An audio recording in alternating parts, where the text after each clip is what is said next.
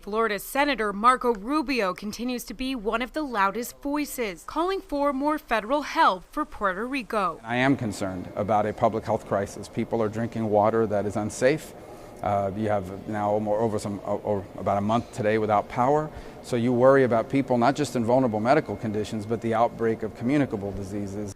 A number of Democrats are criticizing the Trump administration's response to the devastation in Puerto Rico, with some calling for an investigation. Senator Rubio says that's counterproductive. We're in the middle of still responding to a storm. We don't want to stop everything and do an investigation. Look, there will be plenty of time in the future to examine what could have been done better. The senator says those seeking refuge from the storm are welcome in Florida. Since the beginning of October, the state's Department of Emergency Management says more than 32,000 people from Puerto Rico have already arrived. It's not a problem for Florida. I mean, if 100,000 people from Oklahoma decided to move to Florida, no one would be complaining. We're not going to complain about it. One thing Floridians are complaining about: lingering debris from Hurricane Irma. Some Democrats are accusing Governor Rick Scott of slowing down the cleanup process. But Rubio isn't jumping to conclusions. I don't know if he's to blame. I think the truth is that a lot of these counties had pre-existing contracts, and the contractors didn't fulfill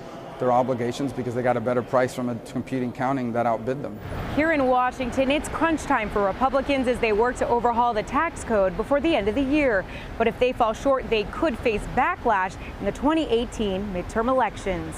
And as a Republican, we told people we would cut taxes, repeal and replace Obamacare, get rid of regulations, rebuild our military. If we don't do those things, then why are we here? And it's frustrating. Congressional committees can't start writing a bill until Congress adopts a budget resolution. The Senate is expected to vote later this week. In Washington, Samantha-Jo, New York 1.